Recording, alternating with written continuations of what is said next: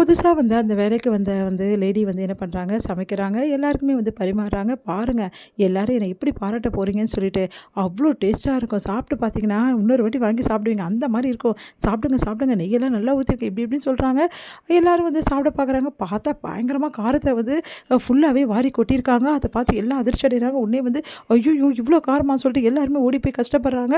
அடுத்து வந்து, "இங்க பாரு ரோகிணி, மரியாதையா இவள வீட்ட விட்டு அனுப்பிச்சிட சொல்லிட்டேன். இவலாம் சமையல் கட்டுக்கு போனா நல்லாவே இருக்காது." அப்படின்னு சொல்லிட்டு ரோகிணி போட்டு செம்மையா திட்டி விடுறாங்க அவங்க மாமியார். ரோகிணி வந்து, "ஏன் இப்படிலாம் பண்ண?" அப்படின்றாங்க. "உனக்கு சமைக்க தெரியும் தானே கூட்டின்னு வந்து இப்படி பண்ணிட்டியே, முதல்ல கிளம்பு இங்கேருந்து." அப்படின்னு சொல்லிட்டு திட்டி அனுப்பிச்சிடுறாங்க. அடுத்து வந்து இங்கே என்ன பண்ணுறாரு, ரொம்ப டென்ஷனாக இருக்காங்க எல்லாருமே. அதை பார்த்துட்டு வந்து நம்ம முத்து என்ன பண்ணுறாங்க, "என்ன எல்லாரும் சூப்பராக சாப்பிட்டீங்க போட்டிருக்க, என்ன ஏன்டா இப்படிலாம் பண்ணிட்டு இருக்க? ஏற்கனவே சாப்பிடாம கஷ்டப்பட்டுருக்கேன், இதில் வேற எரி நெருப்பில் எண்ணெய் ஊற்றுறியான்னு?" அவங்க அம்மா கேட்குறாங்க. சே, மீனா வேற அமுச்சு விட்டாச்சு. மீனாவை இவன் திட்டி அனுப்பாமல் இருந்திருந்தா இந்நேரம் இந்த பிரச்சனை வந்திருக்குமா? எல்லாரும் சாப்பிடாம கஷ்டப்பட்டுட்டு இருக்கோம், எல்லாம் இவனால தான் அப்படின்றாங்க. என்னால் எதுக்கு? என் பொண்டாட்டியோட அருமை இப்போது உங்களுக்கு புரியுதா?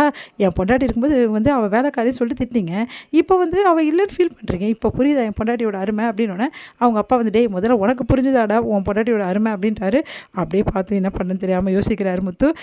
முதல்ல நீ புரிஞ்சுக்கடா, அதுக்கப்புறம் அவங்கெல்லாம் புரிஞ்சுப்பாங்க அப்படின்னு சொல்லிட்டு அவங்க அப்பா போகிறாரு. அடுத்து வந்து எல்லாருமே வந்து, மீனாவை முத்து நீங்கள் கூட்டின்னு வந்துடுங்க, அதுதான் நல்லது அப்படின்னு சொல்லிட்டு எல்லாரும் முடிவு பண்ணி சொல்கிறாங்க.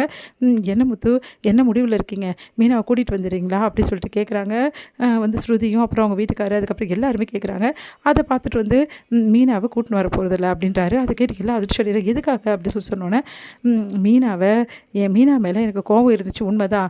அவளை கூட்டின்னு வரணும் கூட நினச்சேன். இப்போ கூப்பிட்டா கூட என் பொண்டாட்டி என் கூட வந்துடுவான், எனக்கு நல்லாவே தெரியும். அவளை கூட்டிகிட்டு வரணும் தான் யோசிச்சுட்டு இருந்தேன். ஆனால் இப்போ மனசை மாற்றிக்கிட்டேன் அப்படின்றாரு. அதை கேட்டு ஏன்டா அப்படின்றாரு அவர் தம்பி. உடனே வந்து மனோஜ் வந்து, எதுக்காக இப்படி மனசை மாற்றிக்கிற? உனக்கு என்ன ஆச்சு? இன்னும் கோவம் குறையில? எனக்கு எல்லா கோவமும் மீனா மேலே லைட்டாக இருக்குதான். ஆனால் இருந்தாலும் மீனா இல்லாமல் என்னாலலாம் இருக்க முடியாது. அதனால் மீனா போய் கூட்டின்னு வர ஐடியாவில் தான் இருந்தேன். ஆனால் இன்றைக்கி காலையிலேருந்து என்னை மனசை மாற்றிக்கிட்டேன் அப்படின்னு சொன்னால் அதிர்ச்சியாக எல்லோரும் பார்க்குறாங்க. உடனே வந்து ரோகிணி வந்து, ஏன் இவ்வளோ பேசுகிறீங்க அப்படின்றாங்க. ஆமாம், நீங்கள் எல்லாரும் எவ்வளோ கஷ்டப்படுறீங்க மீனா இல்லாமல். அவள் இல்லாமல் கஷ்டப்படுறது உங்களுக்கு சமையலுக்கு மட்டும்தான் நீங்கள் நினைக்கிறீங்க. அவளை அப்போது சமையல்காரியாக தான் நீங்கள் எல்லாரும் யோசிச்சிருக்கீங்க. ஐயோ, நான்லாம் அப்படிலாம் யோசிக்கல, அண்ணியாக தான் நான் யோசிக்கிறேன் அப்படின்றார் ரவி. ரவி, நீயும் உன் பொண்டாட்டி பற்றி எனக்கு தெரியும், நீங்கள் எப்போ யோசிக்க மாட்டீங்க. ஆனால் மற்றவங்கெல்லாம், என் அப்பாவை தவிர மற்றவங்க எல்லாருமே மீனாவை வேலைக்காரியாக தான் ட்ரீட் பண்ணுறீங்க. அதனால் அவள் இல்லாமல் உங்களுக்கு வேலை ஆகலை, அதுக்காக அவள் வரணும்னு நினைக்கிறீங்களே தவிர உண்மையான அன்போடு வரணும்னு நீங்கள் நினைக்கல. அதனால் நீங்களாம் எப்போ வந்து உண்மையான அன்போடு வரணும்னு நினைக்கிறீங்களோ அப்போ கூட்டின்னு வந்துக்கிறேன்.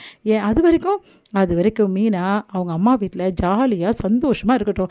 இங்கே வந்து ரொம்ப கஷ்டப்பட்டுட்டா, எல்லாருக்கும் பார்த்து பார்த்து செஞ்சாலும் யாருக்கும் நன்றி கிடையாது அப்படின்னு ஒன்று அப்படியே விஜயை பார்த்து முறைக்கிறாங்க. அதனால் மீனா அவங்க அம்மா வீட்டில் கொஞ்ச நாள் ஜாலியாக இருக்கட்டும். இந்த சண்டையை வச்சு அவங்க அம்மா வீட்டில் சந்தோஷமாக இருந்துட்டு போட்டோம். எதுக்கு அவளை போய் கூட்டின்னு வந்து அவளை கஷ்டப்படுத்தணும்? முத்து, அப்போது நீ வந்து அண்ணியை கூட்டின்னு வரப்படுது, நான் கூட்டின்னு வருவேன்டா. இன்னும் கொஞ்ச நாள் சந்தோஷமாக இருந்துட்டு போடுமே என் பொண்டாட்டி இங்கே வந்ததுலேருந்து எவ்வளோ கஷ்டப்படுறான்னு பார்த்து தானே இருக்க. நீ சொல்கிறதும் கரெக்டு தான் முத்து, நீங்கள் கரெக்டாக தான் சொல்லிட்டு இருக்கீங்க, கரெக்டாக சொல்கிறீங்க. ஏன்னா மீனா அங்கே இருக்க தான் நல்லது. அவங்க பாவம் எவ்வளோ வேலை தான் இங்கே செய்வாங்க, கொஞ்ச நாள் ரெஸ்ட் எடுக்க தான் நல்லது அப்படி சொல்லிட்டு ஸ்ருதி போயிடறாங்க. ஸ்ருதி என்ன இப்படி சொல்லிட்டு போகிறேன்னு சொல்லிட்டு பின்னாடி ரவி போகிறாரு.